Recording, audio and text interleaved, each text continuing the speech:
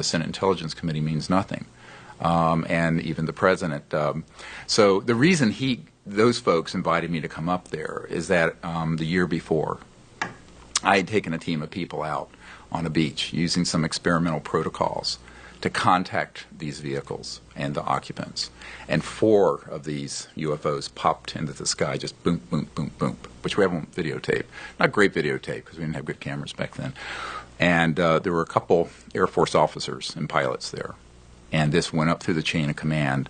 A few months later, the former head of Army Intelligence invites me to a meeting, and then some National Security Agency people do, and one thing leads to another, and I'm being invited to brief the sitting CIA director. So that, how did you you contacted these spaceships?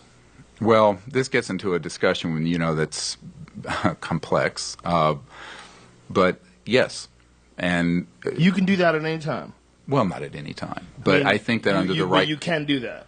There are protocols, and we developed something called the Close Encounters of the Fifth Kind Initiative, which is when you use a set of they're very controversial protocols that deal with non-locality, the fact that the universe has various dimensions that you can move through to go from one star system to another. But those dimensions that are at higher resonant fields than, say, linear space-time or electromagnetism also interface with what I call coherent thought. So the Moody Blues were right when they said thinking is the best way to travel. And there's a component to where I'm probably going to lose half your listeners right now. No, you won't. I've got freaks listening. All right, well, okay, all you freaks, listen up and listen up hard. You can develop technologies, and we have these in classified projects now, where you can have what's called a switch that will interface with very intent thought. So it's beyond, forget your iPhone. Now, if you're traveling from one star system to another, that's what you're going to be using. You're going to be using technologies that are phasing at multiples of the speed of light. And those dimensions also intersect at a certain point with coherent thought, just like light is coherent, a laser is coherent light. And so this gets into the whole question of how over the history of humanity have there been so many reports of contact, and there are. I mean, going all the way back to the Vimanas and the Vedas to accounts, there's a wonderful painting in the Middle Ages of this exactly, it looks like a modern UFO over the shoulder of Mary, holding Jesus in a picture it's from the 1400s. I've actually seen the original of this. So I think the question becomes, we probably have always had extraterrestrial civilizations observing our little planet.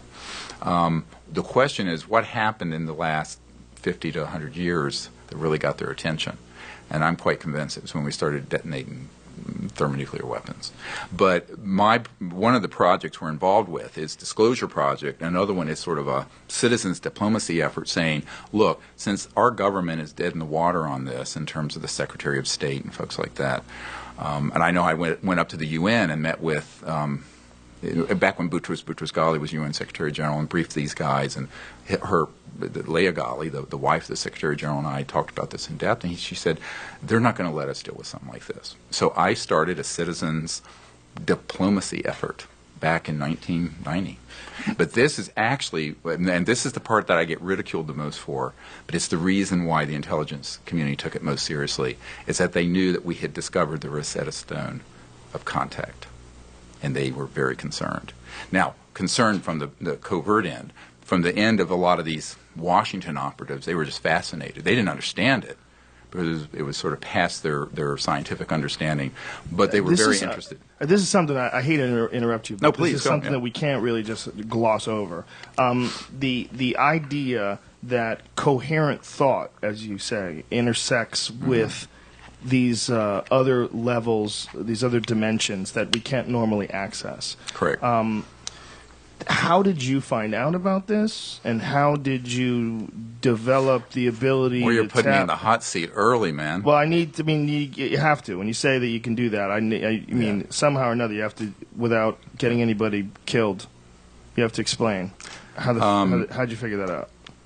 I figured it out when I was a teenager, and through a series of experiences I had, and I was talking to Thomas Jane, who's an actor here in town, about this, and I had a near-death experience when I was 17. I was very sick, And I had an experience that took me into some awareness about the nature of consciousness and the non-locality of mind, and the fact that the mind is actually a singularity, that there's really only one mind, and it's just shining through various individuals, appearing as many. And this experience, although it sounds very spiritual and religious, was very palpable. And I was raised a very devout atheist, so we didn't believe in anything. And so when I realized that this was real, I began to study meditation.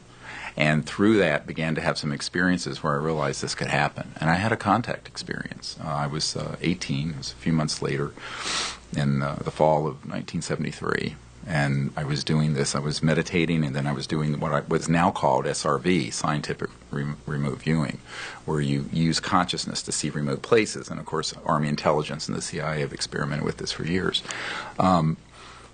Which you may or may not know about. We can get into that. But I know all those guys. I know all the SRV people.